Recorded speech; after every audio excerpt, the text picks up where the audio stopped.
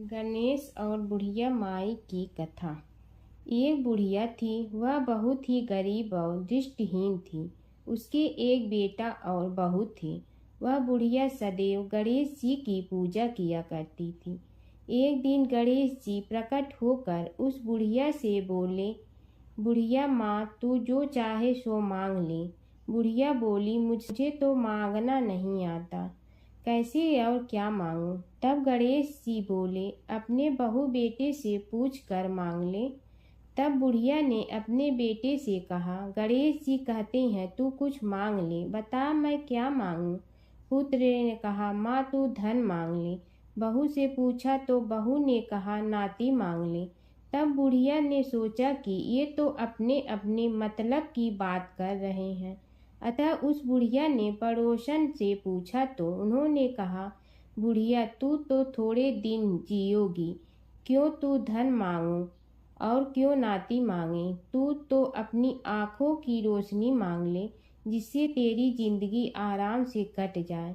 इस पर बुढ़िया बोली, यदि आप प्रसन्न है तो मुझे 9 करोड़ की माया दे, निरोगी काया दे, अमर सुहाग दे, आँखों की रोशनी दे, नाती दे, पोता दे और सब परिवार को सुख दे और अंत में मोक्ष दे।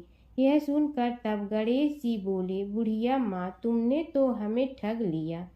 फिर भी जो तूने मांगा है वचन के अनुसार सब तुझे मिलेगा। और यह कहकर गणेश जी अंतर ध्यान हो गए। उधर बुढ़िया माँ ने जो कुछ मांगा वह सब कुछ मिल गया। हे गणेश जी महाराज, जैसे तुमने उस बुढ़िया माँ को सब कुछ दिया वैसे ही सबको देना। बुढ़िया माई को मुक्ति दी तुलसी माता की कथा।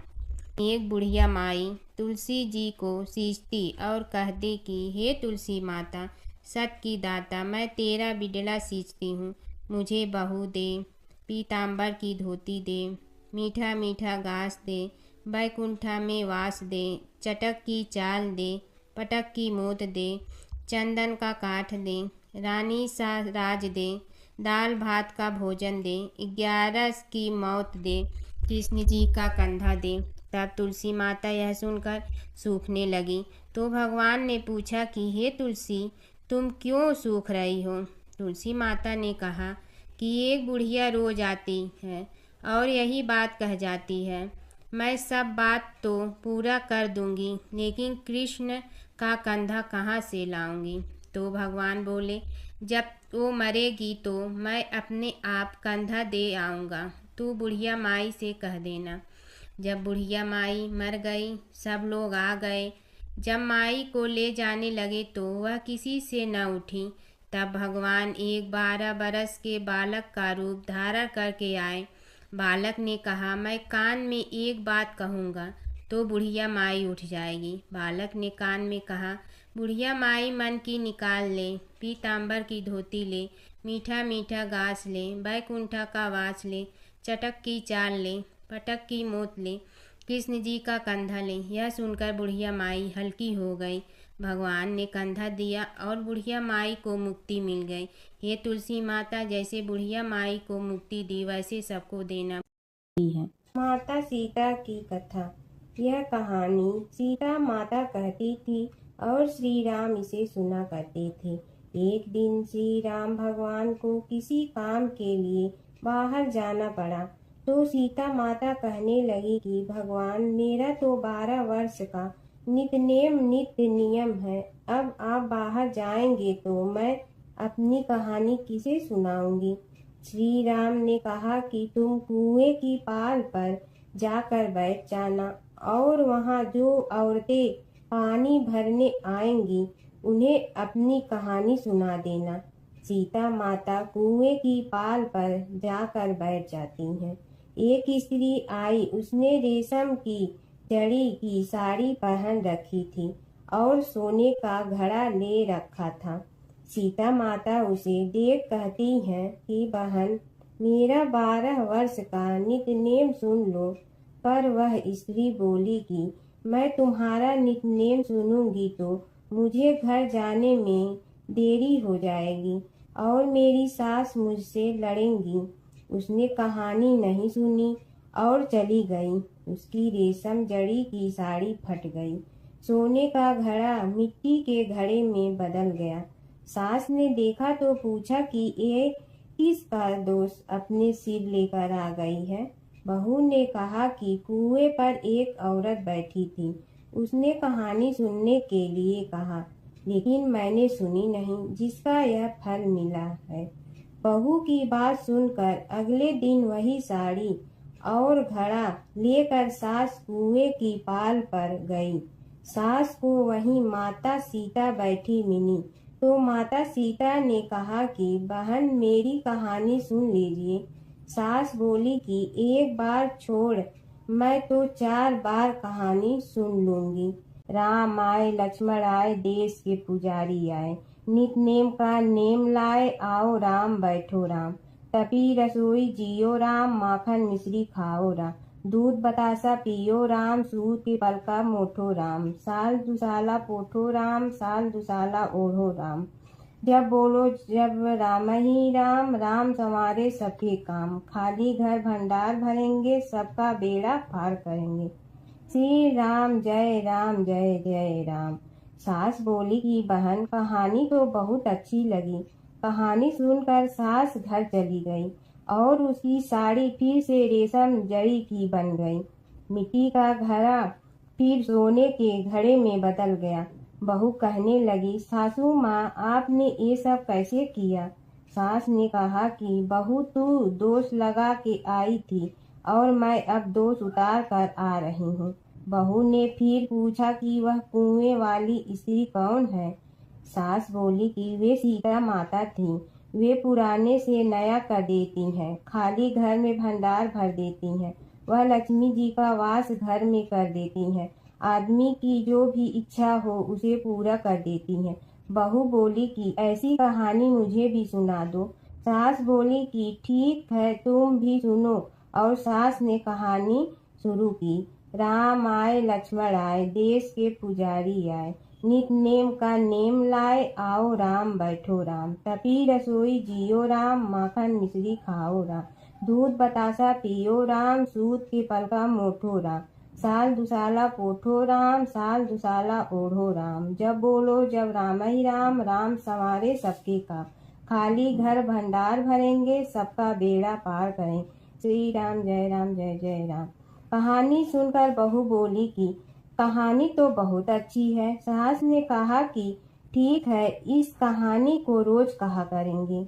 अब सास बहू रोज सवेरे उठती, नहाती धोती और पूजा करने के बाद नित नेम की सीता की कहानी कहती। एक दिन उनके यहाँ एक पड़ोस की औरत आई और बोली कि बहन, जरा सी आँच दे ना। तो वह बोली कि आज तो अभी हमने जलाई ही नहीं। पड़ोसन ने कहा कि तुम सुबह 4 बजे से उठकर क्या कर रही हो? फिर उन्होंने कहा कि सुबह उठकर हम पूजा करते हैं, फिर सीता माता की नित नेम की कहानी कहते हैं। पड़ोसन ने उसकी बात सुनकर फिर कहा कि सीता माता की कहानी कहने से तुम्हें क्या मिलता है? वे बोली कि इनकी कहानी कहने से घर में भंडार भर जाते हैं, सारे काम सिद्ध होते हैं, मन की इच्छा भी पूरी हो जाती है।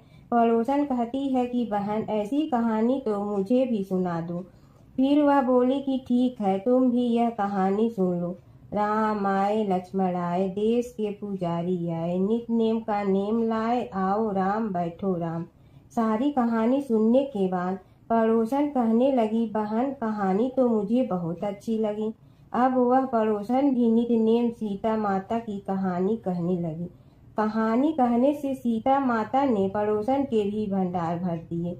अब तो पूरे मोहल्ले में नित नेम की कथा चल पड़ी। हर किसी की मनोकामना पूरी होने लगी। हे सीता माता, जैसे आपने उनके भंडार भरे, वैसे ही आप हमारे भी भंडार भरना, सबकी भरना, कहानी सुनने वाले के भी और कहानी कहने वाले के भी। एक समय की बात है कि विष्णु भगवान का विवाह लक्ष्मी जी के साथ निश्चित हो गया। विवाह की तैयारी होने लगी। सभी देवताओं को निमंत्रण भेजे गए, परंतु गणेश जी को निमंत्रण नहीं दिया। कारण जो भी रहा हो, अब भगवान विष्णु की बारात जाने का समय आ गया। सभी देवता अपनी पत्नियों के साथ विवाह समारोह में आए। उन सब ने देखा कि गणेश जी कहीं दिखाई नहीं दे रहे हैं। तब वे आपस में चर्चा करने लगे कि क्या गणेश जी को कोई न्योता नहीं दिया है या स्वयं गणेश जी ही नहीं आए हैं। सभी को इस बात पर आश्चर्य होने लगा। तभी सब ने विचार किया कि विष्णु भगवान से ही इसका कारण पूछा जाए। विष्णु भगवान से पूछने पर उन्होंने कहा कि हमने गणेश जी के पिता भोलेनाथ महादेव को न्योता भेजा है। यदि गणेश जी अपने पिता के साथ आना चाहते हैं तो आ जाते। अलग से न्योता देने की कोई आवश्यकता भी नहीं थी। दूसरी बात यह है कि उनको 1.25 मन मूंग, 1.25 मन चावल, 1.25 मन घी और 1.25 मन लड्डू का भोजन दिन भर में चाहिए। यदि गणेश जी नहीं आएंगे तो कोई बात नहीं। दूसरे के घर जाकर इतना सारा खाना पीना अच्छा भी नहीं लगता। इतनी वार्ता कर ही रहे थे कि किसी एक ने सुझाव दिया, यदि गणेश जी आ भी जाए तो उनके द्वारपाल बनाकर बैठा देंगे कि आप घर की याद रखना। आप तो चूहे पर बैठकर धीरे धीरे चलोगे तो बारात से बहुत पीछे रह जाओगे। यह सुझाव भी सबको पसंद आ गया तो विष्णु भगवान ने भी अपनी सहमति दे दी। होना क्या था कि इतने में गणेश जी वहां आ पहुंचे और उन्हें समझा बुझाकर घर की रखवाली करने बैठा दिया गया। बारात चल रही थी तब नारद जी ने देखा कि गणेश जी तो दरवाजे पर ही बैठे हुए हैं। तो वे गणेश जी के पास गए और रुकने का कारण पूछा। गणेश जी कहने लगे कि विष्णु भगवान ने मेरा बहुत अपमान किया है। नारद जी ने कहने लगे कि अपनी मूसक देना को आगे भेज दे तो वह रास्ता खोद देगी जिससे उनके वाहन धरती में धंस जाएंगे। तब आपको सम्मान पूर्वक बुलाना पड़ेगा। अब तो गणेश जी ने अपनी मूसक सेना जल्दी से आगे भेज दी और सेना ने जमीन पोली कर दी। जब बारात वहां से निकली तो रथों के पहिए धरती में धंस गए। लाख कोशिश करे परंतु पहिए नहीं निकले। सभी ने अपने अपने उपाय किए परंतु पहिए तो नहीं निकले बल्कि जगह जगह से टूट गए। किसी की समझ में नहीं आ रहा था कि अब क्या किया जाए। तब तो नारद जी ने कहा, आप लोगों ने गणेश जी का अपमान करके अच्छा नहीं किया। यदि उन्हें मना कर लाया जाए तो आपका कार्य सिद्ध हो सकता है और यह संकट टल सकता है। शंकर भगवान ने अपने दूत नंदी को भेजा और वे गणेश जी को लेकर आए। गणेश जी का आदर सम्मान के साथ पूजन किया। तब कहीं रथ के पहिए निकले। अब रथ के पहिए निकल के परंतु टूट फूट गए तो उन्हें सुधारे गए। पास के खेत में खाती काम कर रहा था, उसे बुलाया गया। खाती अपना कार्य करने के पहले श्री गणेशाय नमः कहकर गणेश जी की वंदना मन ही मन करने लगा। देखते ही देखते खाती ने सभी पहियों को ठीक कर दिया। तब खाती कहने लगा कि हे देवताओं, आपने सर्वप्रथम गणेश जी को नहीं मनाया होगा और न ही उनकी पूजन की होगी, इसीलिए तो आपके साथ यह संकट आया है। हम तो मूर्ख अज्ञानी हैं, फिर भी पहले गणेश जी को पूजते हैं, उनका ध्यान करते हैं। आप लोग तो देवतागण हैं, फिर भी आप गणेश जी को कैसे भूल गए। अब आप लोग भगवान श्री गणेश जी की जय बोल कर जाएं तो आपके सब काम बन जाएंगे और संकट कट जाएंगे। ऐसा कहते हुए बारात वहां से चल दी और विष्णु भगवान को लक्ष्मी जी के साथ विवाह संपन्न करा के सभी सकुशल घर लौट आए। हे गणेश जी महाराज, आपने विष्णु को जैसे कारज सारियो ऐसे कारज सबको सिद्ध कर दो। बोलो गजानन भगवान की जय। प्राचीन काल की बात है। एक नगर में धर्मपाल नाम का एक निर्धन किंतु अत्यंत धर्मनिष्ठ व्यक्ति रहता था। वह न तो अधिक पूजा पाठ जानता था और न ही उसके पास धन था, परंतु उसके हृदय में भगवान विष्णु के प्रति अपार श्रद्धा थी। प्रतिदिन प्रातः स्नान कर भगवान विष्णु का स्मरण करता और तुलसी दल अर्पित करता। तब भी वह हरि नाम का जाप करता रहता। एक दिन किसी कारणवश वह पूजा न कर सका। मन में ग्लानि हुई और रात को उसने भगवान विष्णु से क्षमा याचना की। उसी रात उसे स्वप्न में विष्णु ने दर्शन दिए और कहा, हे भक्त, जो भी व्यक्ति श्रद्धा से मेरा स्मरण करता है मैं उसके सभी पाप हर लेता हूँ। भक्ति में विधि नहीं भाव प्रधान होता है। कुछ समय बाद धर्मपाल के जीवन की सभी कठिनाइयाँ दूर हो गई। उसके घर में सुख शांति और समृद्धि आ गई। अंत समय में उसे वैकुंठ लोक की प्राप्ति हुई। विष्णु भगवान की कथा। एक नगर में एक सेठ व एक सेठानी रहते थे और सेठानी रोज विष्णु भगवान की पूजा करती थी। सेठ को उसका पूजा करना बिल्कुल अच्छा नहीं लगता था। इसी वजह से एक दिन सेठ ने सेठानी को घर से निकाल दिया। घर से निकलने पर वह जंगल की ओर गई तो देखा 4 आदमी मिट्टी खोदने का काम कर रहे थे। उसने कहा कि मुझे नौकरी पर रख लो। उन्होंने उसे रख लिया, लेकिन मिट्टी खोदने से सेठानी के हाथों में छाले पड़ गए और उसके बाल भी उड़ गए।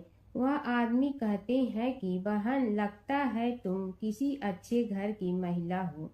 तुम्हें काम करने की आदत नहीं है।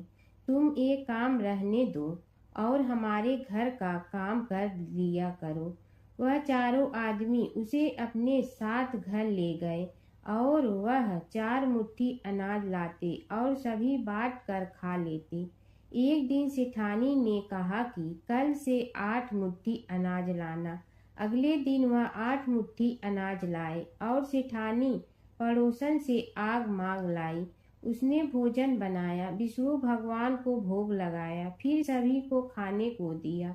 सारे भाई बोले कि बहन, आज तो भोजन बहुत स्वादिष्ट बना है। सेठानी ने कहा कि भगवान का जूठा है तो स्वाद तो होगा ही।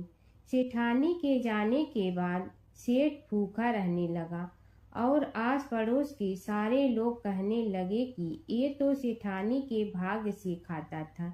एक दिन सेठ अपनी सेठानी को ढूंढने चल पड़ा।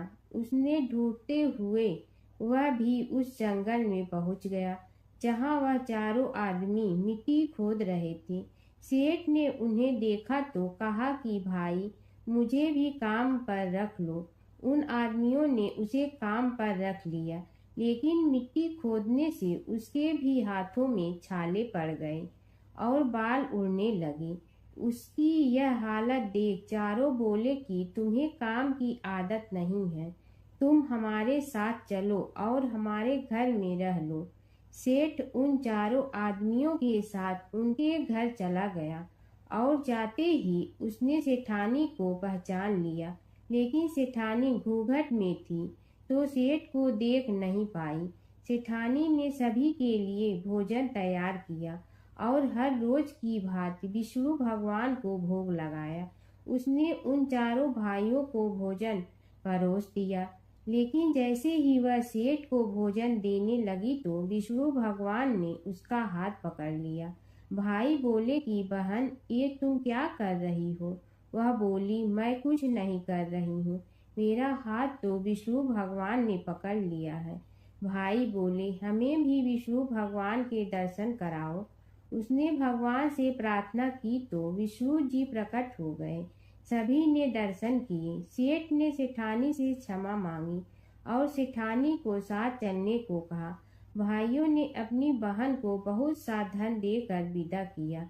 जब सेठानी के साथ सेठ भी भगवान विष्णु की पूजा करने लगा और उनके परिणाम से उनका घर अन्न धन से भर गया। जमुना की कहानी। प्राचीन समय में एक गांव था जिसमें 2 बहनें रहा करती थी। एक बहन का नाम गंगा था तो दूसरी बहन का नाम जमुना था। एक बार दोनों बहनें एक साहूकार के खेत से गुजर रही थी तो जमुना ने 13 दाने जौ के तोड़ लिए, जिसे देख गंगा बोली कि तुझे तो ग्रहण लग गया, तूने चोरी की है। इस पर जमुना बोली कि अब मेरा ग्रहण कैसे धुलेगा। गंगा ने कहा कि तुझे 12 साल तक साहूकार के यहाँ नौकरी करनी पड़ेगी, तभी तेरा पाप धुलेगा और ग्रहण से मुक्ति मिलेगी। जमुना साहूकार के यहाँ नौकरी के लिए जाती है और अपने लिए काम मांगती है। साहूकार उसे काम पर रख लेता है, लेकिन काम करने से पहले जमुना उसे कहती है कि मैं सारे काम करूंगी लेकिन 4 काम नहीं करूंगी। जूठे बर्तन नहीं मांजूंगी, झाड़ू नहीं लगाऊंगी, बिस्तर नहीं बिछाऊंगी और दिया नहीं जलाऊंगी। 12 साल के बाद कुंभ का मेला लगा तो साहूकारनी भी कुंभ नहाने जाने लगी। यमुना ने उसे जाते देख कहा कि कुंभ के मेले में मेरी बहन गंगा मिलेगी तो उसे यह सोने का टक्का दे देना, इससे वह अपने हाथों में सुंदर चूड़ियां पहन लेगी। साहूकारनी ने कुंभ के मेले में गंगा को वह सोने का टका दे दिया।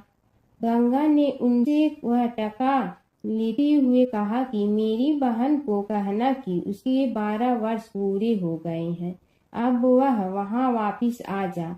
साहूकार व साहूकारनी वापिस घर आए तब जमुना मटके में पानी भर रही थी। दोनों जमुना से बोले कि हमने सोने का वह टका तेरी बहन गंगा को दे दिया था और उसने कहा है कि तेरे 12 वर्ष पूरे हो गए हैं, इसलिए अब तुम वापिस जाओ। यह समाचार सुनते ही जमुना सहस्त्र धारा में बदल गई और बहने लगी।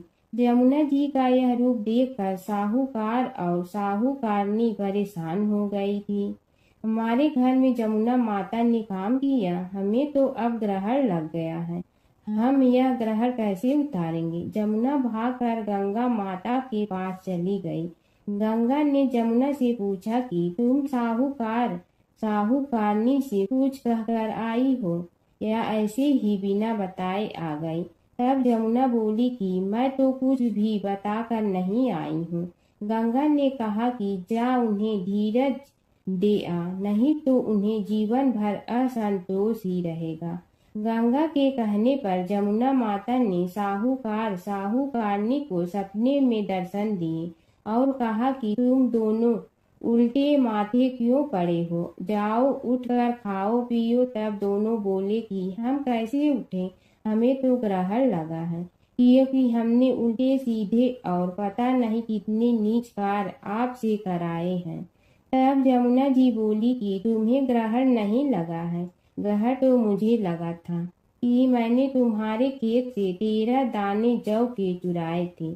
मैं तो अपना ग्रहण उतारने तुम्हारे घर आई थी। मेरा ग्रहण तुम्हारे घर में 12 वर्ष तक रहने से उतर गया है और मेरी मुक्ति हो गई है। यमुना जी ने कहा कि तुम्हें कोई ग्रहण नहीं लगा है, उल्टे मेरे 12 वर्ष तक यहाँ रहने से तुम्हारी भी मुक्ति हो गई है। यह कहकर यमुना जी स्वप्न से चली गई। दोनों उठकर देखते हैं कि उनके घर में पहले से भी अधिक धन हो गया है। हे यमुना माता, जैसे आपने साहूकार व साहूकारनी की मुक्ति कराई, वैसे ही आप अपने सभी भक्तों की करना।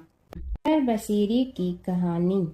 किसी गांव में एक भाट व एक जाट रहता था।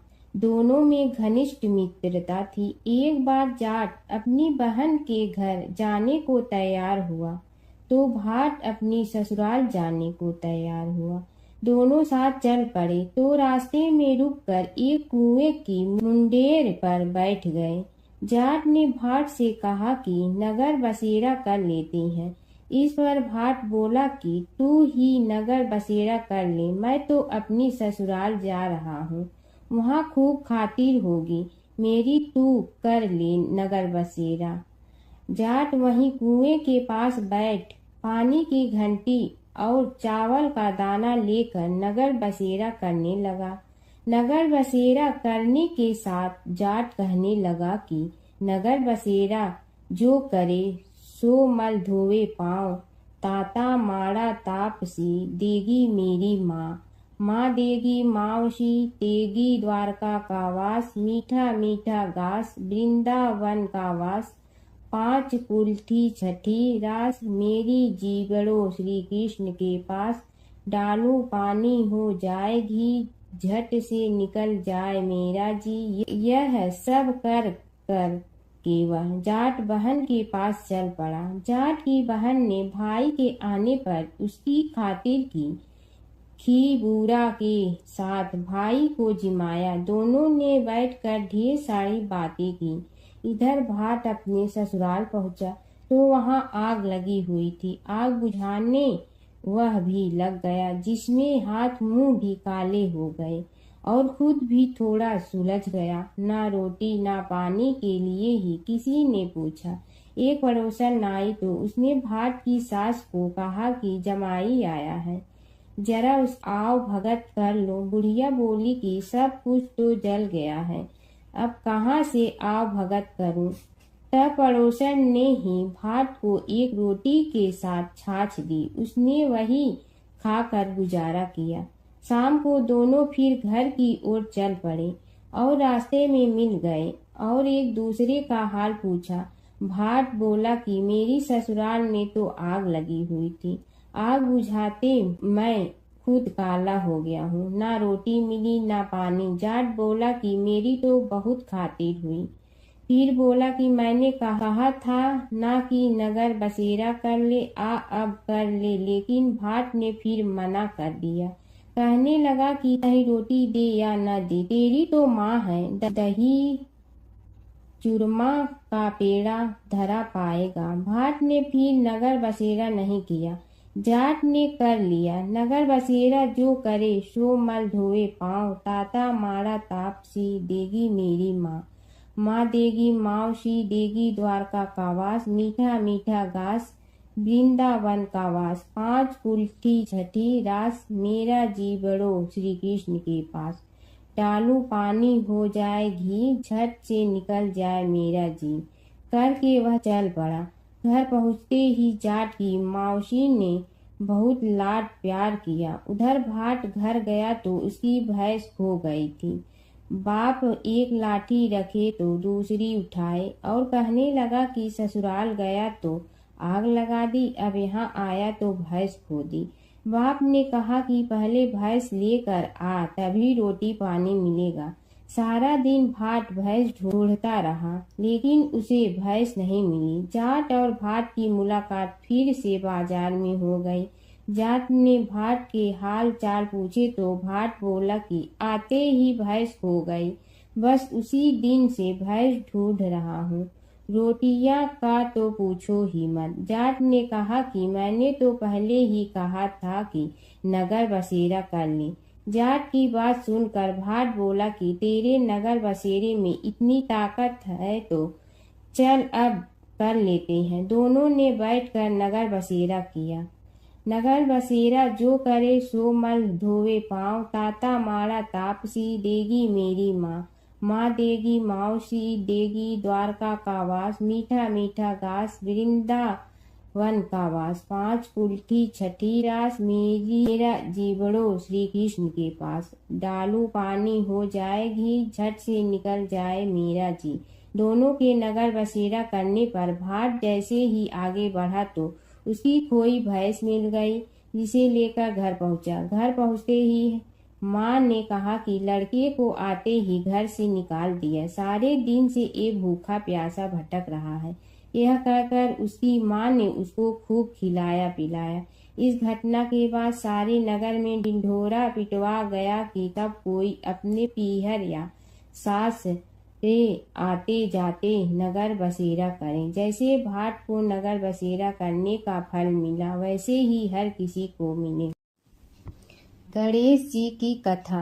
एक बार गणेश जी एक छोटे बालक के रूप में चिमटी में चावल और चमचे में दूध लेकर निकले।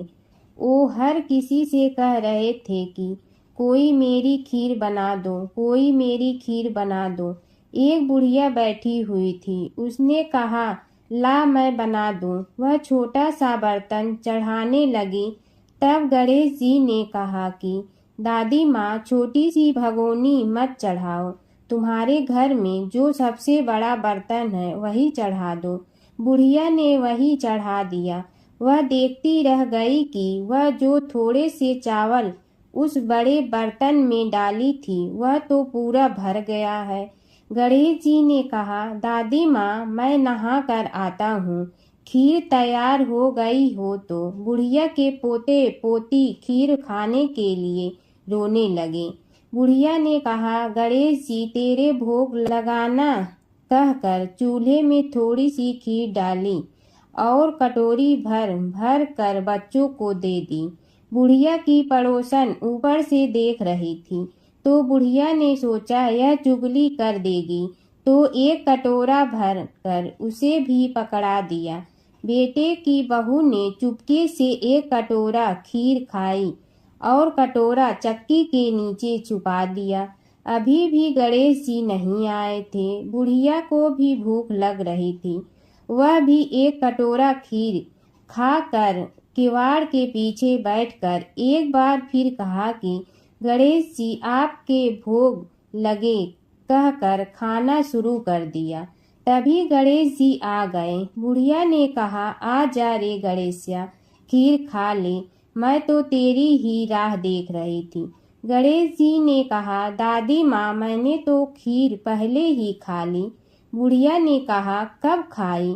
गणेश जी ने कहा, जब तेरे पोते पोती ने खाई तब खाई थी, जब तेरी पड़ोसन ने खाई तब खाई थी, और जब तेरी बहू ने खाई तब भी खाई थी, और जब तूने खाई तो मेरा पेट पूरा ही भर गया। बुढ़िया ने कहा, बेटा और सारी बात तो सोच, पर बहू बेचारी का तो नाम मत लो। वह तो सुबह से काम में लग रही है, उसने फिर खीर कब खाई? गणेश जी ने कहा, चाकी के नीचे देख झूठा कटोरा पड़ा है, और तूने तो मेरे भोग तो लगाया, वह तो वैसे ही खा गई। बुढ़िया ने कहा, बेटा घर की बात है, घर में ही रहने दो। अब बताओ बची हुई खीर का क्या करूं? गणेश जी ने कहा, नगरी जी जीमा दो। बुढ़िया ने पूरी नगरी जिलवा दी, फिर भी बर्तन पूरा ही भरा था। राजा को पता लगा तो बुढ़िया को बुलाया और कहा, क्यों रे बुढ़िया, ऐसा बर्तन तेरे घर पर सोवे अच्छा लगे या हमारे घर पर सोवे? बुढ़िया ने कहा, राजा जी आप ले लो। राजा जी ने खीर का बर्तन महल में मंगा लिया। लाते ही खीर में कीड़े मकोड़े बिच्छू हो गए और दुर्गंध आने लगी। यह देखकर राजा जी ने बुढ़िया से कहा, बुढ़िया बर्तन वापस ले जा, तो मुझे मेरे गणेश जी ने दिया। बुढ़िया ने बर्तन वापस लिया, लेते ही सुगंधित की हो गई। घर आकर बुढ़िया ने गणेश जी से कहा, बची हुई खीर का क्या करें? गणेश जी ने कहा, झोपड़ी के कोने में खड्डा खोद कर गाड़ दो, उसी जगह सुबह उठकर वापस खोदेगी तो धन के 2-4 पैसे मिलेंगे। ऐसा कहकर गणेश जी अंतर ध्यान हो गए। जाते समय झोपड़ी के लात मारते हुए गए तो झोपड़ी के स्थान पर महल हो गया। सुबह बहू ने फावड़ा लेकर पूरे घर को खोद दिया तो कुछ भी नहीं मिला। बहू ने कहा, सासू जी थारो गणेश जी तो झूठे हैं। सास ने कहा, बहू मारो गणेश झूठो तो नहीं है, ला मैं देखूं। वह फावड़ा लेकर खोजने लगी तो टन टन करते 2 धन के चरे घड़े निकले आए। बहू ने कहा, सासू जी गणेश जी तो साचो ही हैं। सास ने कहा, गणेश जी तो भावनाओं का भूखा है। यह गणेश जी जैसा आपने बुढ़िया को दिया वैसा सबको देना। कीड़ी नगरा सींचने की कहानी। एक गांव में एक बुढ़िया माई रहती थी। उसके 2 बेटे तथा बहू भी थे। बुढ़िया माई भगवान श्री हरि विष्णु की परम भक्त थी। अपना जीवन दान धर्म पुण्य कार्य कर्मों में लगाती थी, परंतु बुढ़िया माई कभी भी मंदिर और सत्संग में व तीर्थ स्थानों पर नहीं जाती थी। एक बार गांव में भागवत कथा हो रही थी।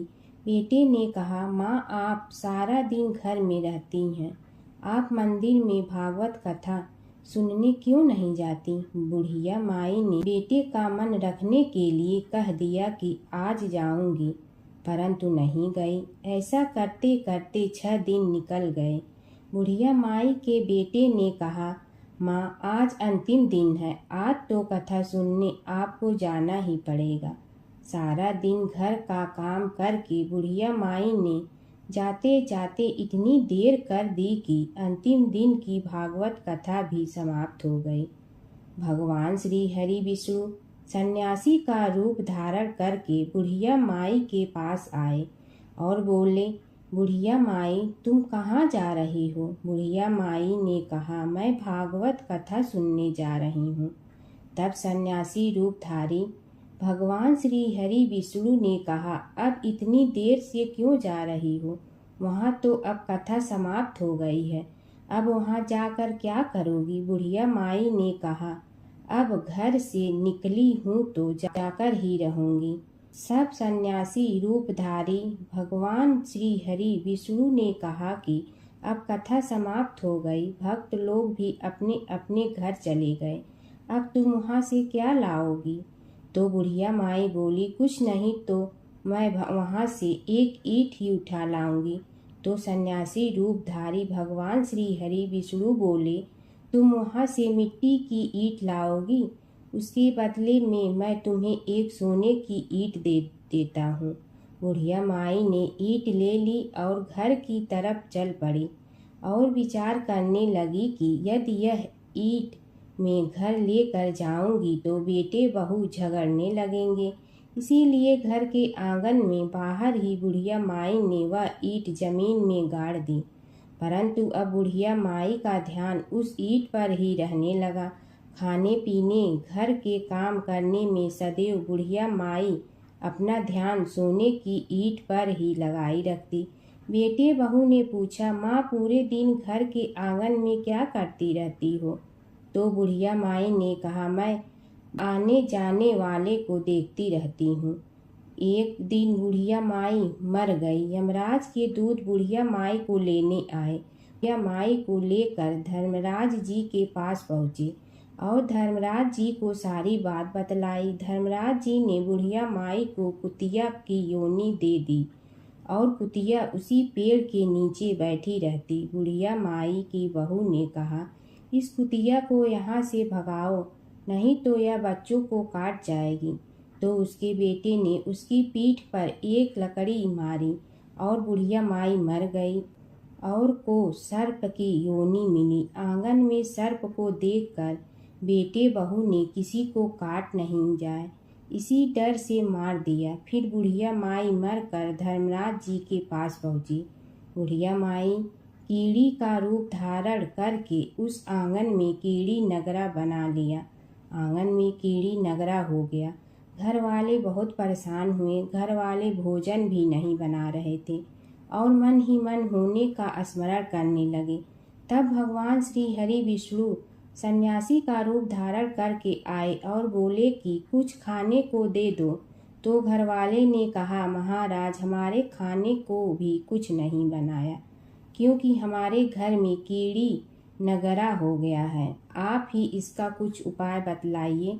तब महाराज जी ने आंगन में खोदा और सोने की 28 निकाली और दोनों बेटों को दे दी और कहा, तुम्हारी माँ के नाम से दान पुण्य करना, धर्मशाला बनवाना, स्कूल बनवाना, प्याऊ लगवाना, गौशाला में गाय के चारे खाने की व्यवस्था करना। परंतु दोनों बेटे आपस में झगड़ने लगे कि तू दान कर, तू दान कर। किसी ने बुढ़िया माई के नाम से कोई दान नहीं किया और कीड़ी नगरा वहाँ उसी स्वरूप में स्थापित रहा। कुछ दिन बाद सन्यासी वापस आया और बुढ़िया माई के बेटों ने भगवान स्वरूपधारी सन्यासी महाराज से कहा कि हमारी घर की हालत वैसी की वैसी है, कीड़ी नगरा तो वैसे का वैसा ही है। तब साधु रूपधारी सन्यासी महाराज ने कहा, वह सोने के ईंट के टुकड़े लाओ और उन्हें बेचकर उनसे जो भी धन मिले उसे तुम्हारी माँ के नाम से दान पुण्य करो। इस कीड़ी नगरा पर शक्कर और आटा डालो। तुम ऐसा करोगे तो तुम्हारी माँ को मोक्ष प्राप्ति होगी। और उनके घर से कीड़ी नगरा चला गया। जो व्यक्ति प्रतिदिन सुबह प्रातः आटा और शक्कर कीड़ी नगरे पर डालता है, वह सदैव धनवान, पुत्रवान, संपन्न, सुख शांति से जीवन यापन करता है। उसके घर में कभी कोई कष्ट नहीं आता है। उसका जीवन सदा सर्वदा आनंद से व्यतीत होता है। उसके परिवार जन उसे अत्यधिक स्नेह प्रदान करते हैं। कीड़ी नगरा प्रतिदिन सींचने से जुड़ी नगरी की कहानी सुनने से, दान पुण्य व धर्म कार्यों में रुचि लगाने से जीवन उत्तम हो जाता है। एक बार एक नगर में एक मालिन रहती थी। उसके पति चल बसे थे। उसका एक 4 साल का पुत्र था। उसकी सास कठोर हृदय की स्त्री थी। वह बहू को बहुत तकलीफ देती थी। एक दिन सास ने बहू और पोते को घर से निकाल दिया। वे दोनों रोते हुए चलते चलते एक जंगल में जा पहुंचे। वहां एक बड़े पेड़ के नीचे बैठ गए। वहां से थोड़ी दूर पर एक गणेश जी का मंदिर था। वहां बहुत लोग गणेश जी के दर्शन करने आते थे। दर्शन करके गणेश जी को प्रसाद चढ़ाते थे। फिर वह प्रसाद सबको बांट देते थे। इस प्रसाद से माँ बेटे का गुजारा होने लगा। दोनों गणेश जी की पूजा पाठ में लग गए। एक दिन उन्होंने सोचा क्यों न हम भी जंगल से फूल लाकर बेचें। वे रोज जंगल से फूल लाकर उसकी माला बनाकर बेचने लगे। साथ में पूजा की सामग्री और प्रसाद भी बेचने लगे। इससे उनको आमदनी होने लगी। गणेश जी की कृपा से आमदनी बढ़ने लगी। जल्दी ही उन्होंने एक मकान और एक दुकान बना लिया। एक राजा की लड़की मंदिर में रोज पूजा करने आती थी। मालिन के बेटे को देखकर राजकुमारी उस पर मोहित हो गई और उससे विवाह करने की सोचने लगी। उसने अपनी भाभी से अपने मन की बात कही। भाभी अनुभवी थी। उसने कहा, ये तो मालिन का बेटा है और तुम एक राजा की बेटी हो। यदि तुमने उससे विवाह किया तो तुम्हारी बहुत बेइज्जती होगी। पर राजकुमारी अपनी बात पर अड़ी रही। उसने कहा, मैंने तो प्रतिज्ञा कर ली है कि उसी से विवाह करूंगी। भाभी ने घर जाकर सारी बात राजा को बता दी। राजा ने मना नहीं किया और विवाह के लिए तैयार हो गए। उन्होंने बड़े धूमधाम से बेटी का विवाह मालिन के बेटे के साथ कर दिया। मालिन ने सबसे पहले बेटे बहू को गणेश जी के मंदिर में ले जाकर पूजा पाठ करवाया और गणेश जी का आशीर्वाद दिलवाया। इसके बाद पूरे नगर में यह बात फैल गई कि गणेश जी की पूजा करने से सब दुख कष्ट दूर हो जाते हैं। इस बात पर सुनते ही नगर के सभी लोग मंदिर आने लगे।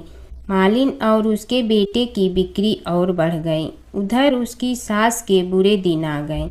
अन्नदाता उससे रूठ गए और वह भूखों मरने लगी। एक दिन वह रोती धोती उसी गणेश जी के मंदिर में आ पहुंची। वहां वह मालिन के बेटे से बोली, मैं भूखी हूँ, मुझे रोटी कपड़ा दे दो, इसके बदले में तुम्हारा सारा काम कर दूंगी। लड़के को दया आ गई और उसे काम पर रख लिया। उसने अपनी दादी को नहीं पहचाना। जब मालिन घर आई तो उसने सास को पहचान लिया। वह सास से बोली, सासू जी आप यहाँ कैसे? सास ने पोते की तरफ इशारा करके कहा, मेरी इस सेठ के यहाँ नौकरी लग गई है। बहू बोली, यह आपका पोता है और यह घर भी आपका ही है, यह दुकान भी आपकी ही है। जब आपने हमें घर से निकाला तब गणेश जी ने हमारी रक्षा की। बहू की बात सुनकर सास बोली, मेरी करनी मैं भोगूंगी। बहू बोली, सासू जी अब आप हमारे यहाँ रहो और पोते का सुख देखो। हे गणेश जी महाराज, जैसा सुख आपने मालिन को दिया वैसा ही सुख सबको देना। धर्मराज जी की कथा। दो सेठानियाँ थी। एक के घर में धन बहुत था पर वह कंजूस थी। दूसरी के पास धन थोड़ा कम था पर मन से वह बहुत अमीर थी। रोज सवेरे उठती, गंगा स्नान करती, तुलसी माता, बड़ पीपल सींचने, भगवान के मंदिर जाके पूजा करती। धर्मराज सूरज भगवान की कहानी सुनती, भगवान के भोग लगाकर अतिथि को जिमाती, गाय कुत्ता के लिए ग्रास निकालती। दूसरी सेठानी इस धर्मात्मा को देखकर हंसती और कहती, पता नहीं दिन भर क्या करती रहती है। थोड़े समय बाद दोनों सेठानियों को भगवान का बुलावा आया। धर्मात्मा सेठानी के तो यमराज जी ने विमान भेजा और दूसरी को दूत मारते ही ले गया। रास्ते में सेठानी बोली, मेरे को भूख लगी है। तो दूत बोले, किसी को कुछ दिया होगा तो मिलेगा। फिर बोली, प्यास लगी है। दूत बोले, किसी को पानी पिलाया तो मिलेगा। रास्ते में उसे काट चुभने लगे, गर्मी पड़ने लगी पर दूत तो उसे घसीटे ही ले गए। अब सेठानी बहुत पछताने लगेगी। सब कुछ होते हुए भी दान धर्म नहीं किया। इतने में यमराज का दरबार आया। धर्मात्मा बुढ़िया को भगवान के पास सिंहासन मिला और वह उस पर बैठी थी। उधर दूसरी सेठानी को तपते कुंड में डाल दिया। अब सेठानी यमराज से बोली, मुझे 1.25 पहर का जीवन दान दे दो, मैं वापस आकर दंड भोग लूंगी। यमराज बोले, ठीक है। सेठानी के शरीर में वापस प्राण डाल दिए। संसार में आते ही पंडितों को बुलाकर सेठानी ने धर्मराज की कथा सुनी। सब तरह से दान धर्म किया। इतने में समय पूरा हो गया। अब की बार विमान आया। 1.25 पहर के दान धर्म से सेठानी को स्वर्ग मिला। धर्मराज जी की परम भक्त पोपा बाई की कथा। एक गांव में एक पोपा बाई रहती थी। जब वह 5 साल की थी तभी से वह नियम से धर्मराज जी व्रत की कथा सुनती थी और व्रत करती थी। एक दिन उसने अपने भाई व भाभी से कहा कि मैं शादी नहीं करूंगी। अब मैं अपना समय भगवान की पूजा अर्चना में ही बिताना चाहती हूँ। इसलिए मेरी झोपड़ी गांव के बाहर बनवा दो और गांव में सबको कह दो कि वह अपनी गाय व बछड़ों को मेरे यहाँ ही घास भूस चरने को भेज दो और जिसकी भी इच्छा हो, श्रद्धा हो, मुझे खाना भिजवा दो। एक दिन नगर का राजा शिकार खेलने जंगल में आया और गांव के बाहर जंगल के पास बनी झोपड़ी देखकर रुक गया। झोपड़ी के पास जाकर उसने आवाज लगाई कि कौन है, लेकिन भीतर से कोई आवाज न आने पर वह लगातार दरवाजा खटखटाता रहा। तब पोपा बाई उठी और कहने लगी कि कौन हो तुम जो बार बार दरवाजा बजा रहे हो, क्यों आवाज लगा रहे हो? राजा ने कहा कि मैं यहाँ का राजा हूँ और तुम्हारे साथ विवाह करूँगा। पोपा बाई ने कहा कि जहाँ से आए हो वहीं चले जाओ, मैं किसी पराये आदमी का मुँह नहीं देखती हूँ। राजा ने पोपा बाई की एक नहीं सुनी और जबरदस्ती उठा ले गया। तब पोपा बाई ने राजा को श्राप दिया कि तुम्हारा सारा राजपाट नष्ट हो जाएगा। महल में आने पर राजा की रानियों ने सारी बात सुनकर राजा से अनुरोध किया कि पोपा बाई को वहीं वापस छोड़ आओ। राजा जब पोपा बाई को वापस झोपड़ी में छोड़ने जाने लगा तो रास्ते में पाप की नदी आई जिसमें राजा डूब गया। कुछ समय बाद पोपा बाई मृत्यु के बाद धर्मराज जी के यहाँ पहुँची और धर्मराज जी ने उन्हें स्वर्ग का राज दे दिया। एक बार एक सेठ व सेठानी मृत्यु लोक से स्वर्ग लोक आए तो उसके द्वार बंद देखकर वह धर्मराज जी से द्वार खोलने का आग्रह करते हैं। धर्मराज जी कहते हैं, इस द्वार पर पोपा बाई का राज है। इस पर सेठ सेठानी कहते हैं कि हम पोपा बाई को नहीं जानते हैं। धर्मराज जी उन दोनों की बात सुनकर कहते हैं कि तुम दोनों 7 दिन तक मृत्युलोक में रहो। 8 खोपड़ा से राई भरकर 5 कपड़े ऊपर रखकर कहानी सुनकर उद्यापन करना और कहना कि राज है। पोपा बाई लेखा लेगी राई राई का। सारे बोलो पोपा बाई की जय। प्राचीन काल की बात है। नैमिषारण्य क्षेत्र में ऋषि महर्षि और साधु संतों का समाज जुड़ा था। उसमें श्री सूत जी भी विद्यमान थे।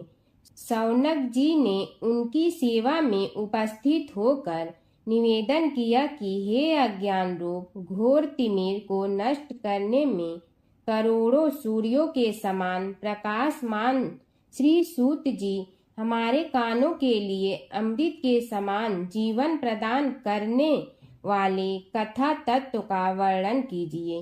हे सूत जी, हमारे हृदयों में ज्ञान के प्रकाश की वृद्धि तथा भक्ति, वैराग्य और विवेक की उत्पत्ति जिस कथा से हो सकती हो वह हमारे प्रति कहने की कृपा कीजिए। शौनक जी की जिज्ञासा से सूत जी बड़े प्रसन्न हुए। पुरातन इतिहासों के स्मरण से उनका शरीर पुलकायमान हो रहा था। वे कुछ देर उसी स्थिति में विराजमान रहकर कुछ विचार करते रहे और अंत में बोले, शौनक जी, इस विषय में आपके चित्त में बड़ी जिज्ञासा है। आप धन्य हैं जो सदैव ज्ञान की प्राप्ति में तत्पर रहते हुए विभिन्न पुराण कथाओं की जिज्ञासा रखते हैं। आज मैं आपको ज्ञान के परम स्रोत रूप श्री गणेश जी का जन्म कर्म रूप चरित्र सुनाऊंगा। गणेश जी से ही सभी ज्ञानों सभी विद्याओं का उद्भव हुआ है। अब आप सावधान चित्त से विराजमान हो। श्री गणेश जी के ध्यान और नमस्कार पूर्वक उनका चरित्र श्रवण करें। नमस्तस्मै गणेशाय ब्रह्मा विद्या प्रदायिनी यनागस्त्यसमः साक्षात विघ्न सागर सोषणे। कैसे हैं वे श्री गणेश जो सभी प्रकार की ब्रह्म विद्याओं को प्रदान करने वाले अर्थात ब्रह्मा के सगुण और निर्गुण स्वरूप पर प्रकाश डालने और जीव ब्रह्मा का अभेद प्रतिपादन करने वाली विद्याओं के दाता हैं। वे विघ्नों के समुद्रों को महर्षि अगस्त्य के समान शोषण करने में समर्थ हैं। इसलिए उनका नाम विघ्न सागर शोषक के नाम से प्रसिद्ध है। मैं उन भगवान श्री गणेश जी को नमस्कार करता हूँ।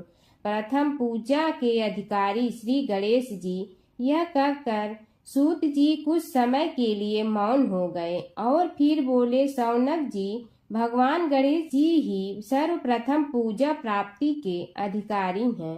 किसी भी देवता की पूजा करो, पहले उनकी पूजा करो। शौनक जी ने निवेदन किया, हे भगवान, हे सूत, सर्वप्रथम यह बताने की कृपा कीजिए कि गणेश जी को प्रथम पूजा का अधिकार किस प्रकार प्राप्त हुआ।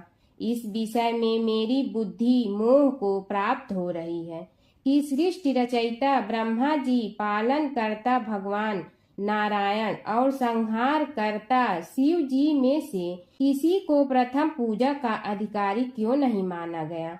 यह त्रिदेव ही तो सबसे बड़ा देवता माने जाते हैं। सूत जी ने कहा, शौनक जी, यह भी एक रहस्य ही है। देखो, अधिकार मांगने से नहीं मिलता, इसके लिए योग्यता होनी चाहिए। संसार में अनेकों देवी देवताएं पूजे जाते हैं।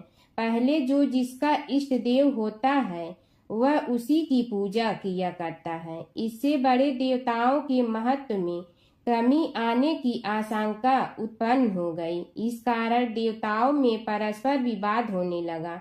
वे उसका निर्णय प्राप्त करने के लिए शिव जी के पास पहुँचे और प्रणाम करके पूछने लगे, प्रभु, हम सब में प्रथम पूजा का अधिकारी कौन है। शिव जी सोचने लगे कि किसे प्रथम पूजा का अधिकारी माने। तभी उन्हें एक युक्ति सूझी। बोले, देवगण, इसका निपटारा बातों से नहीं तथ्यों से होगा। इसके लिए एक प्रतियोगिता रखनी होगी, शिव की परिक्रमा करने की प्रतियोगिता। देवगण उनका मुख देखने लगे, शंकित हृदय से सोचने लगे कि कैसी प्रतियोगिता रहेगी। यह शिव जी ने उनके मन के भाव ताड़ लिए, इसलिए सांत्वना भरे शब्दों में बोले, घबराओ मत, कोई कठिन परीक्षा नहीं ली जाएगी। बस इतना ही कि सभी अपने अपने वाहनों पर चढ़कर संसार की परिक्रमा करो और फिर यहाँ लौट आओ। जो पहले लौटेगा वही सर्वप्रथम पूजा का अधिकारी होगा। अब क्या देर थी, सभी अपने अपने वाहन पर चढ़कर दौड़ पड़े। किसी का वाहन गजराज था तो किसी का सिंह, किसी का भैंसा तो किसी का मृग, किसी का हंस तो किसी का उल्लू, किसी का अश्व तो किसी का श्वान। अभिप्राय यह है कि वाहनों को विविधता के दर्शन उस समय जितने भले प्रकार से हो सकते थे उतने अन्य समय में नहीं। सबसे गया बीता वाहन गणेश जी का था मूषक, उससे चूहा भी कहते हैं। ऐसे वाहन के बल भरोसे इस प्रतियोगिता में सफल होना तो क्या, सम्मिलित होना भी हास्यास्पद है। गणेश जी ने सोचा, छोड़ो, क्या होगा प्रतियोगिता में भाग लेने से, हम तो यहाँ बैठे रह कर ही तमाशा देखेंगे। वे बहुत देर तक विचार करते रहे। अंत में उन्हें एक युक्ति सूझी। शिव जी स्वयं ही जगदाता हैं, यह संसार उन्हीं का प्रतिबिंब है, तब क्यों न इन्हीं की परिक्रमा कर ली जाए। इनकी परिक्रमा करने से ही संसार की परिक्रमा हो जाएगी। ऐसा निश्चय कर उन्होंने मूषक पर चढ़कर शिव जी की परिक्रमा की और उनके समक्ष जा पहुँचे। शिव जी ने कहा, तुमने परिक्रमा पूर्ण कर ली? उन्होंने उत्तर दिया, जी हाँ। शिव जी सोचने लगे कि इसे तो यहीं घूमते हुए देखा, फिर परिक्रमा कैसे कराया। देवताओं का परिक्रमा करके लौटना आरंभ हुआ और उन्होंने गणेश जी को वहां बैठे देखा तो माथा ठनक गया। फिर भी साहस करके बोले, अरे तुम विश्व की परिक्रमा के लिए नहीं गए? गणेश जी ने कहा, अरे मैं कब का यहाँ आ गया। देवता बोले, तुम्हें तो कहीं भी नहीं देखा। गणेश जी ने उत्तर दिया, देखते कहाँ से, समस्त संसार शिव जी में विद्यमान है। इनकी परिक्रमा करने से ही संसार की परिक्रमा पूर्ण हो गई। सूत जी बोले, शौनक, इस प्रकार गणेश जी ने अपनी बुद्धि के बल पर ही विजय प्राप्त कर ली। उनका कथन सत्य था, इसलिए कोई विरोध करता भी तो कैसे। बस उसी दिन से गणेश जी की प्रथम पूजा होने लगी। सूत जी बोले, हे शौनक जी, यह एक तथ्य है कि गणेश जी ही उसके पात्र हैं। वे बड़े देवता का भी कार्य सिद्धि में विघ्न उपस्थित होने पर उन विघ्न राज का आश्रय न लिया हो। हे शौनक, वे देव भी बड़े दयालु हैं। नाम तो शिव जी का ही आशुतोष है, किंतु वे सर्वात्मा और सर्वरक्षक प्रभु तो शिव जी की अपेक्षा भी शीघ्र ही प्रकट हो जाते हैं। उनका भक्त कभी किसी संकट में नहीं पड़ता। यदि प्रारब्ध वशात कभी किसी विपत्ति में पड़ भी जाता है तो गणेश्वर की उपासना करने पर उनके अनुग्रह से उनके समस्त दुख दूर होकर परम सुख की प्राप्ति होती है। शौनक ने कहा, हे सूत जी, हे महाभाग, हे प्रभु, मैं गणेश जी के विभिन्न चरित्रों का अध्ययन करना चाहता हूँ, तो मुझे बताइए कि किस ग्रंथ का अवलोकन करूँ। हे दयामय, आपको तो उनके समस्त चरित्र विदित है कि यदि आप ही उन्हें सुनाने की कृपा करें तो मेरा अत्यधिक उपकार होगा। सूत जी बोले, हे शौनक भगवान, गणेश्वर के इतने चरित्र हैं कि उन सब का कथन इस जीवा से संभव नहीं, क्योंकि प्रभु अनंत, प्रभु चरित्र अनंता वाली बात समस्त विद्वान ऋषि मुनि कहते हैं। फिर भी गणेश जी प्रथम पूजा के अधिकारी होने के कारण समस्त देव चरित्रों में जुड़े हुए हैं, इसलिए उनका प्रभाव भी सर्वाधिक व्यापक है। हे मुने, हे शौनक, वे भगवान सर्व समर्थ हैं। वे सभी का तिरस्कार करने में समर्थ हैं, किंतु उनका तिरस्कार कोई भी नहीं कर सकता। यह त्रिलोक्य उन्हीं भगवान के संकेत पर नित्य करता है। इसकी समस्त क्रियाएं उन्हीं की इच्छा पर आश्रित हैं।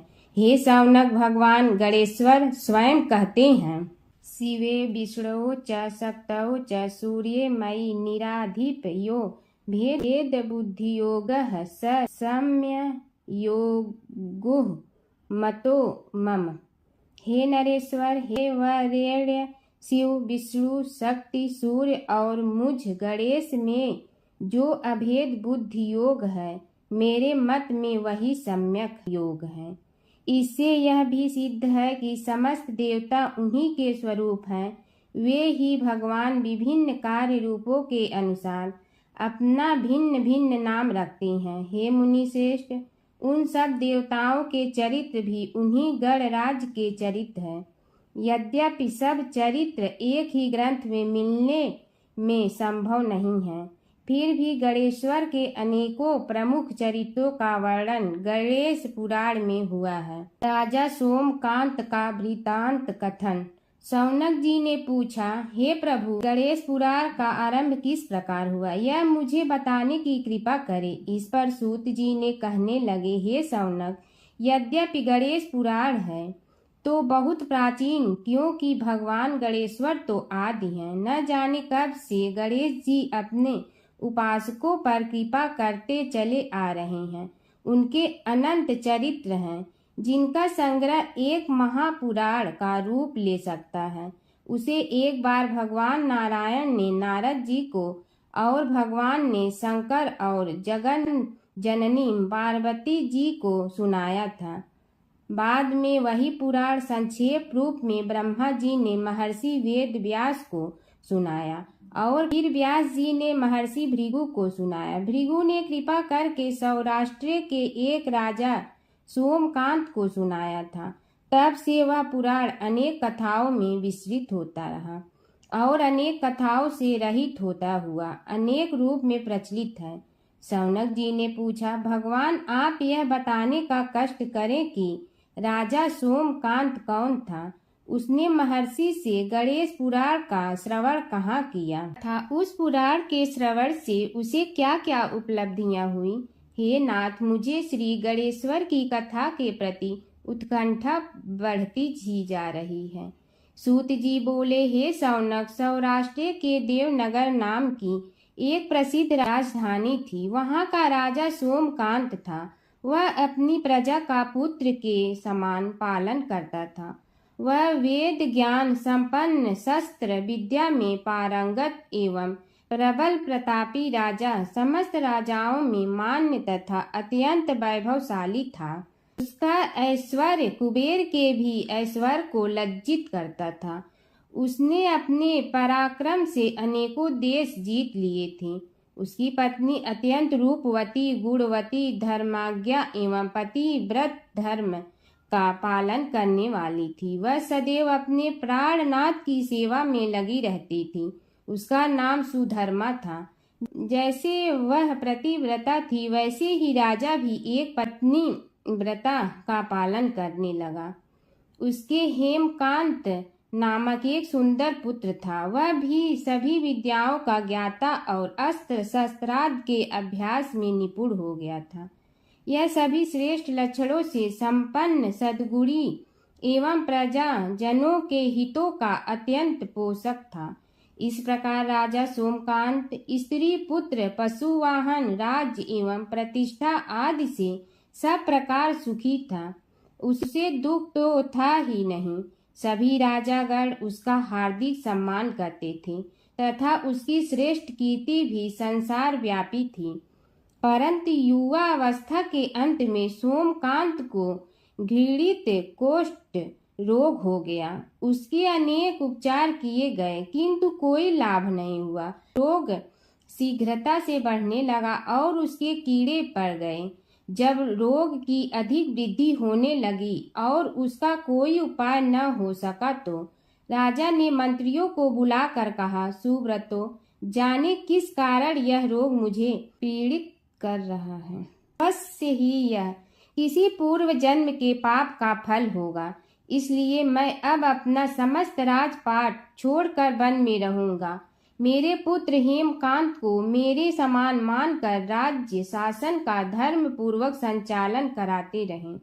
यह कहकर राजा ने शुभ दिन दिखवाकर अपने पुत्र हेमकांत को राज्य पद पर अभिषेक किया और अपनी पत्नी सुधर्मा के साथ निर्जन वन की ओर चल दिया।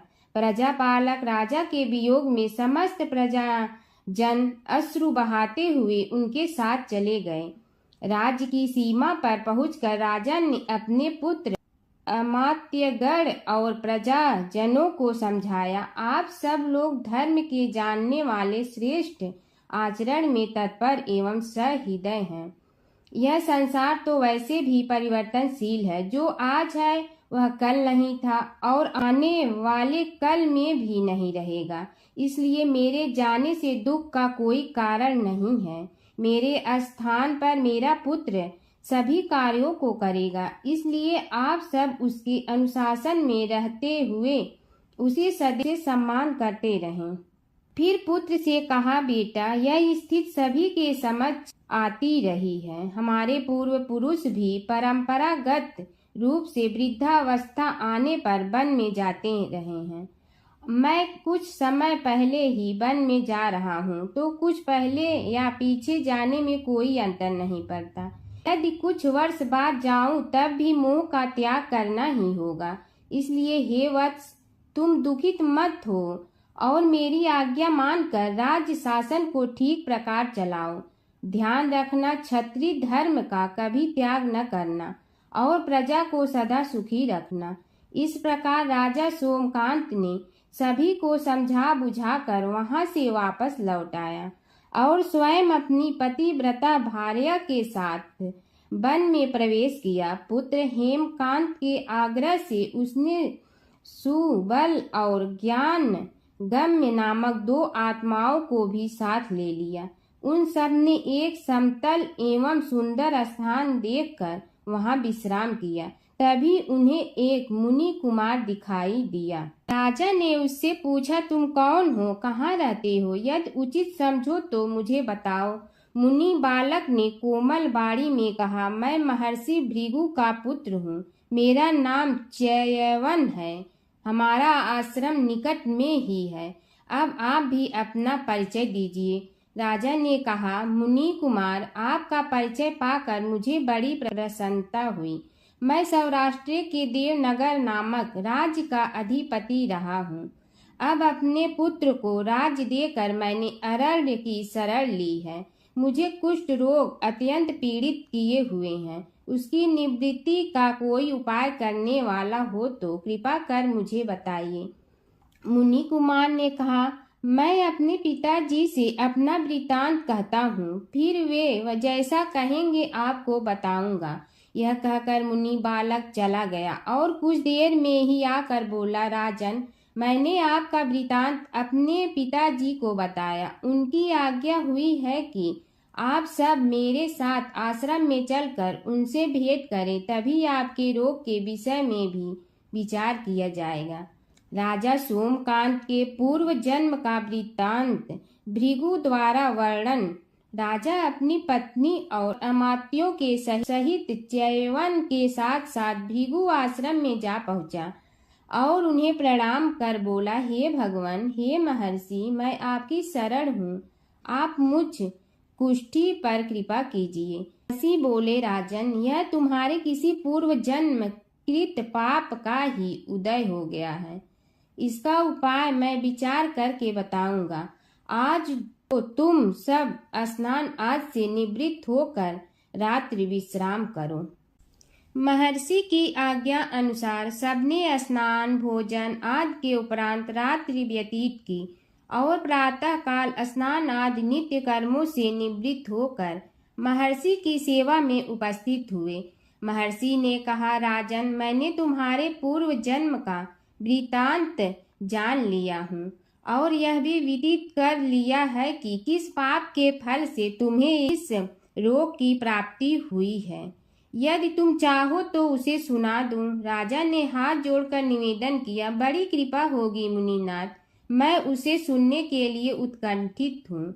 महर्षि ने कहा, तुम पूर्व जन्म में एक धनवान वैश्य के लाडले पुत्र थे। वह वैश्य विंध्याचल के निकट कौलहार नामक ग्राम में निवास करता था। उसकी पत्नी का नाम सुलोचना था। तुम उसी वैश्य दंपत के पुत्र हुए। तुम्हारा नाम कामद था। तुम्हारा लालन पालन बड़े लाड चाव से हुआ। उन्होंने तुम्हारा विवाह एक अत्यंत सुंदरी वैश्य कन्या से कर दिया था, जिसका नाम कुटुम्बिनी था। यद्यप तुम्हारी भार्या सुशीला थी और तुम्हें सदैव धर्म में निरत देखना चाहती थी, किंतु तुम्हारा स्वभाव वासनांध होने के कारण दिन प्रतिदिन उज्जवल होता जा रहा था। किंतु माता पिता भी धार्मिक थे, इसलिए उनके सामने तुम्हारी उज्ज्वलता दबी रही। परंतु माता पिता की मृत्यु के बाद तुम निरंकुश हो गए और अपनी पत्नी की बात भी नहीं मानते थे। तुम्हें अनाचार में प्रवृत्त देखकर उसे दुख होता था, तो भी उसका कुछ बस न चलता था। तुम्हारी उन्मत्तता चरम सीमा पर थी। अपनों से भी द्वेष और क्रूरता का व्यवहार किया करते थे। हत्या आदि कराते थे। तुम्हारे लिए सामान्य बात हो गई। पीड़ित व्यक्तियों ने तुम्हारे विरुद्ध राजा से पुकार की, अभियोग चला और तुम्हें राज्य की सीमा से भी बाहर चले जाने का आदेश हुआ। तब तुम घर छोड़कर किसी निर्जन वन में रहने लगे। उस समय तुम्हारा कार्य लोगों को लूटना और हत्या करना ही रह गया। एक दिन माध्याह्न काल था। गुणवर्धक नामक एक विद्वान ब्राह्मण उधर से निकला। बेचारा अपनी पत्नी को लिवाने के लिए ससुराल जा रहा था। तुमने उस ब्राह्मण युवक को पकड़कर लूट लिया। प्रतिरोध करने पर उसे मारने लगे तो वह चित्कार करने लगा, मुझे मत मार, मत मार, देख मेरा दूसरा विवाह हुआ है, मैं पत्नी को लेने के लिए जा रहा हूँ। किंतु तुम तो क्रोधवश में ऐसे लीन हो रहे थे कि तुमने उसकी बात सुनकर भी नहीं सुनी। जब उसे मारने लगे तो उसने श्राप दे दिया, अरे हत्यारे, मेरी हत्या के पाप से तो सहस्त्र कल्प तक घोर नरक भोगोगे। तुमने उसकी कोई चिंता न की और सिर काट लिया। राजन, तुमने ऐसी एक नहीं बल्कि अनेक निरीह हत्याएं की थी, जिनकी गणना करना भी पाप है। इस प्रकार इस जन्म में तुमने घोर पाप कर्म किए थे, किंतु बुढ़ापा आने पर जब अशक्त हो गए तब तुम्हारे साथ जो क्रूर कर्मा थे वे भी किनारा कर गए। उन्होंने सोच लिया कि अब तो इसे खिलाना भी पड़ेगा, इसलिए मरने दो यहीं। अमोघ प्रभाव गणेश उपासना का कथन। राजन, अब तुम निरालंब थे, चल फिर तो सकते ही नहीं थे। भूख से पीड़ित रहने के कारण रोगों ने भी घेर लिया। उधर से जो कोई निकलता तुम्हें घृणा की दृष्टि से देखता हुआ चला जाता। तब तुम आहार की खोज में बड़ी कठिनाई से चलते हुए एक जीर्ण शीर्ण देवालय में पहुंचा। उसमें भगवान गणेश्वर की प्रतिमा विद्यमान थी। तब न जाने किस पुण्य के उदय होने से तुम्हारे मन में गणेश जी के प्रति भक्ति भाव जागृत हुआ। तुम निराहार रहकर उनकी उपासना करने लगे। उससे तुम्हें सब कुछ मिला और रोग भी कम हुआ। राजन, तुमने अपने साथियों की दृष्टि बचाकर बहुत सा धन एक स्थान पर गाड़ दिया था। अब तुमने उस धन को उसे देवालय के जीर्णोद्धार में लगाने का निश्चय किया। शिल्पी बुलाकर उस मंदिर को सुंदर और भव्य बनवा दिया। इस कारण कुख्याति सुख्याति में बदलने लगी। फिर यथा समय तुम्हारी मृत्यु हुई। यमदूतों ने पकड़कर तुम्हें यमराज के समक्ष उपस्थित किया। यमराज तुमसे बोले, जीव, तुमने पाप और पुण्य दोनों ही किए हैं और दोनों का ही भोग तुम्हें भोगना है, किंतु पहले पाप का फल भोगना चाहते हो पुण्य का। इसके उत्तर में तुमने प्रथम अपने पुण्य कर्मों के भोग की इच्छा प्रकट की और इसीलिए उन्होंने तुम्हें राजकुल में जन्म लेने के लिए भेज दिया। पूर्व जन्म में तुमने भगवान गणाध्यक्ष का सुंदर एवं भव्य मंदिर बनवाया था, इसलिए तुम्हें सुंदर देह की प्राप्ति हुई। यह कहकर महर्षि भृगु कुछ रुके। उन्होंने देखा कि राजा को इस वृतांत पर शंका हो रही है। तभी महर्षि के शरीर में असंख्य विकराल पक्षी उत्पन्न होकर राजा की ओर झपटे। उनकी चोंच बड़ी तीक्ष्ण थी, जिनसे वे राजा के शरीर को नोच नोच कर खाने लगे। उसके कारण उत्पन्न असहनीय पीड़ा से व्याकुल हुए राजा ने महर्षि के समक्ष हाथ जोड़कर निवेदन किया, प्रभु, आपका आश्रम तो समस्त द्वेष आदि से परे है और यहाँ मैं आपकी शरण में बैठा हूँ। तब यह पक्षी मुझे आकर ही क्यों पीड़ित कर रहे हैं? हे मुनिनाथ, इनसे मेरी रक्षा कीजिए। महर्षि ने राजा के अंतर्वचन सुनकर सांत्वना देते हुए कहा, राजन, तुमने मेरे वचनों में शंका की थी और जो मुझ सत्यवादी के कथन में शंका करते हैं उसे खाने के लिए मेरे शरीर से इसी प्रकार पक्षी प्रकट हो जाते हैं, जो कि मेरे हुंकार करने पर भस्म हो जाया करते हैं। यह कर महर्षि ने हुंकार की और तभी वे समस्त पक्षी भस्म हो गए। राजा श्रद्धावनत होकर उनके समक्ष अश्रुपात करता हुआ बोला, प्रभु, अब आप पाप से मुक्त होने का उपाय कीजिए। महर्षि ने कुछ विचार कर कहा, राजन, तुम पर भगवान गणेश्वर की कृपा सहज रूप से है और वे ही प्रभु तुम्हारे पापों को भी दूर करने में समर्थ हैं। इसलिए तुम उनके पाप नाशक चरित्रों का श्रवण करो। गणेश पुराण में उनके चरित्रों का भले प्रकार वर्णन हुआ है, अतएव तुम श्रद्धा भक्ति पूर्वक उसी को सुनने में चित्त लगाओ। राजा ने प्रार्थना की, महामुनि, मैंने गणेश पुराण का नाम भी आज तक नहीं सुना, तो उनके सुनने का सौभाग्य कैसे प्राप्त कर सकूंगा। हे नाथ, आपसे अधिक ज्ञानी और प्रकांड विद्वान और कौन हो सकता है। आप ही मुझ पर कृपा कीजिए। महर्षि ने राजा की दीनता देखकर उसके शरीर पर अपने कमंडल का मंत्रपूत जल छिड़का। तभी राजा को एक छींक आई और नासिका से एक अत्यंत छोटा काले वर्ण का पुरुष बाहर निकल आया। देखते देखते वह बढ़ गया। उसके भयंकर रूप को देखकर राजा कुछ भयभीत हुआ, किंतु समस्त आश्रमवासी वहां से भाग गए। वह पुरुष महर्षि के समक्ष हाथ जोड़कर खड़ा हो गया। उन्हें उसकी ओर देखा और कुछ उच्च स्वर में बोले, तू कौन है, क्या चाहता है। वह बोला, मैं साक्षात पाप हूँ, समस्त पापियों के शरीर में मेरा निवास है। आपके मंत्रपूत जल के स्पर्श से मुझे विवश होकर राजा के शरीर से बाहर निकलना पड़ा है। अब मुझे बड़ी भूख लगी है, बताइए क्या खाऊं और कहाँ रहूं।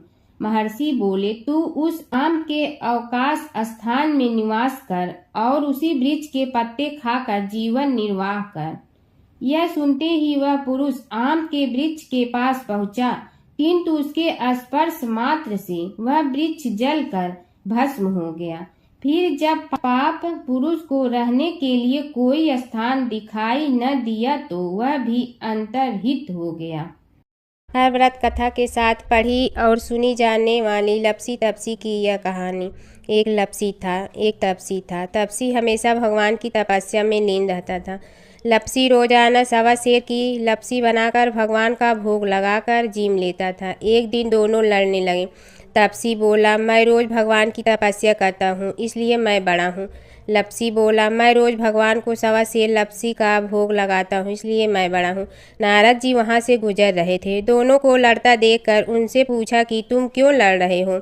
तपसी ने खुद के बड़ा होने का कारण बताया और लपसी ने अपना कारण बताया। नारद जी बोले, तुम्हारा फैसला मैं करूँगा।